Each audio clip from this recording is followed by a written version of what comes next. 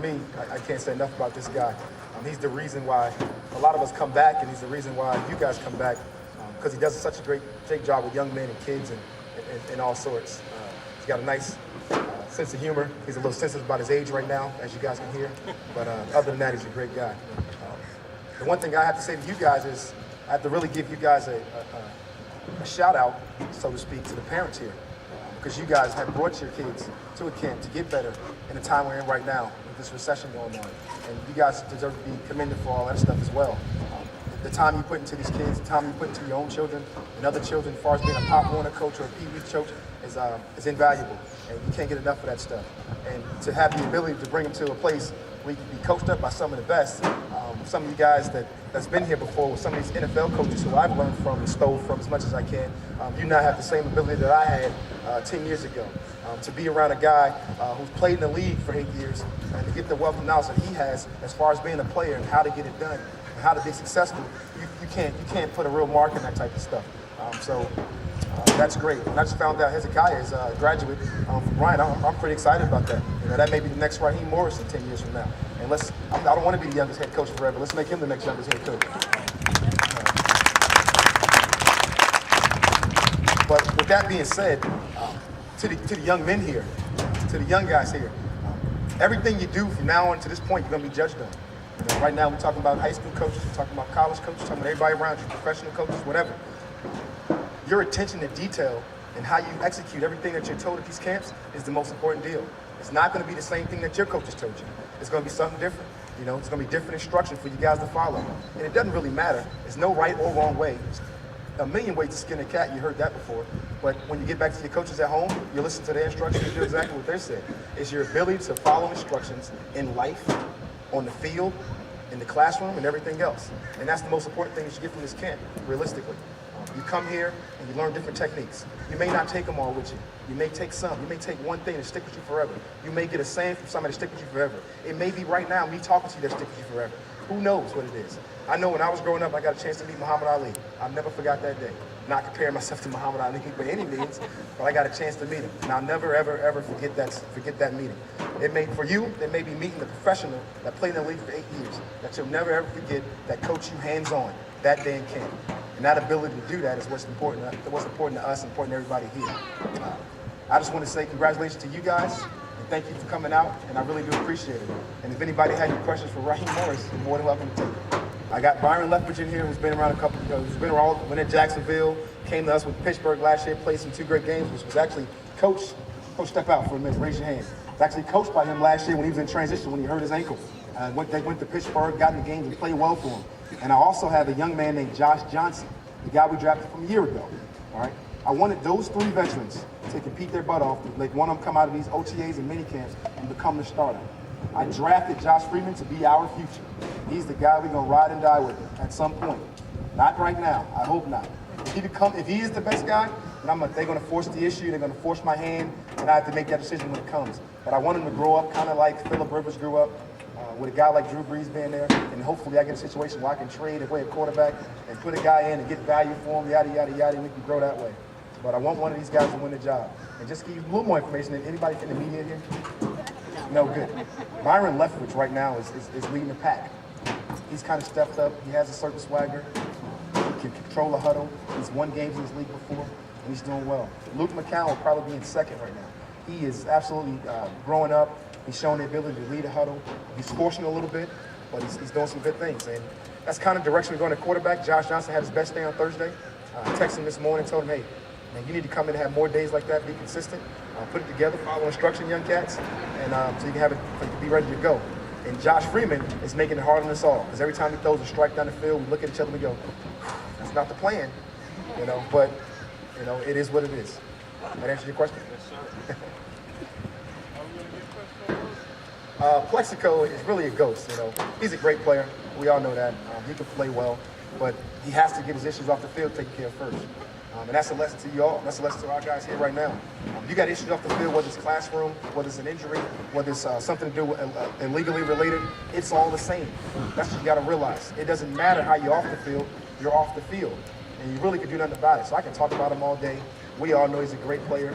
We all know we would love to have him on our team at some point if he can ever play. But if he's not playing, then he does me no good, and it's a waste of my time and energy to talk about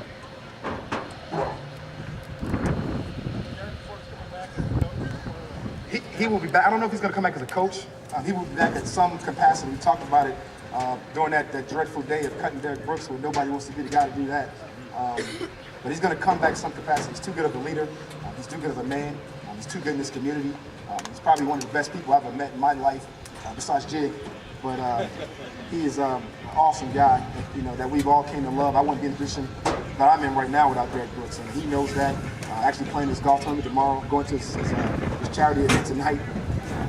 So he'll be back. I don't know if he'll be a coach. I don't know if he has the patience to be a coach. A lot of great players don't have the patience to be coaches. We may bring him back in some form of some role, something that we can talk about, something that we can help young men develop into Derek Brooks' future.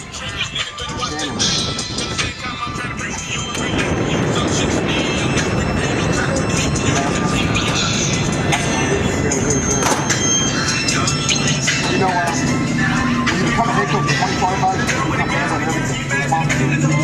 Right now, I'm like a quarterback coach right now. I've never coached quarterback before in my life, but I become a detail coach. I become a situational football coach. I become how to manage the game coach. You got to do all these things. So I'm still hands-on with everything we do, because at the end of the day, I'm responsible for it all. Now, I put people in position that's very capable. I'm going to let them do their job. But we got to communicate. We got to be on the same page. We got to have the ability to transfer. We got to transfer. We got the ability to understand and communicate when we have to. And so I'm putting myself in position to do all those things. Yes. Parnell ready to go? He will be in training camp. He looks, he's amazing. Get past the second game. I hope so. He's been out there working every day. I'm really trying to hold him back, trying to create as much time as I can for him. He's fired up. He's eager. When I went out and got signed Derek Ward, he said, "You wasted your money." Good. That's what he told me, looking right in the face. So I said, "Good." I said, if you come back, I have 3 guys back. So I'm very happy with it, very pleased with it. He smiled and walked away. I said, I just have expensive third down back. Bolden, man, that's another ghost, because Arizona not letting him go. There's no way Arizona's going to let Anquan Bolden go. And if they do let him go, they're going to ask for all you people in the stands and the stadium and all the concessions, all the money from the concession and everything else. So that's kind of not what we're talking about either, but we love Anquan. Little guy. Well, we got 4 of them.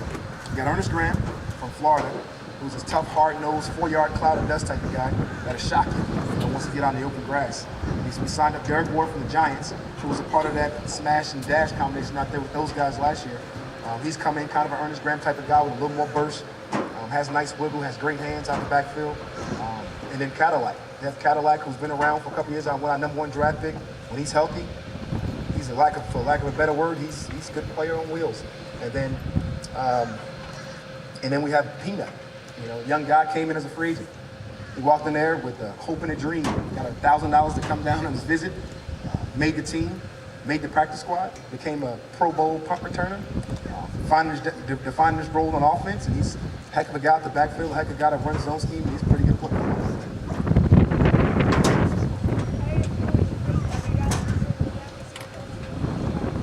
Well, I didn't have time to think about it. I had to just go do it. At the time, I didn't think I was being a head coach at that point. I was prepared to be a defensive coordinator. But throughout your career and the steps you take, you prepare yourself for the highest part of your goal every day. So everything I did, everything I've done was in preparation. Now you got to sit down and gather your thoughts and be ready to go out and execute them. You got to have the vision, and then you got to go out and hope your vision gets executed. And if it does get executed and doesn't work, you better go get a new vision. All these people are here gonna be mad at me. So I'll figure that out at some point. But we got a long-term plan right now. We want to do long-term winning. It's not about just next year. That's where you guys got to help me. You guys get extra motivated to sign all these great players right now. But if you want to have a long-term plan, you better bring people in like you young guys and develop them. And you win long-term. And some of these high school coaches and some of these guys that have been around the league, they can tell you, the Bucs didn't become good great on defense right here by going out and getting free agents. They drafted Derek Brooks. They drafted Bruce. They drafted John Lynch. They drafted Rodney Moore. And they made those young guys grow up playing and become leaders.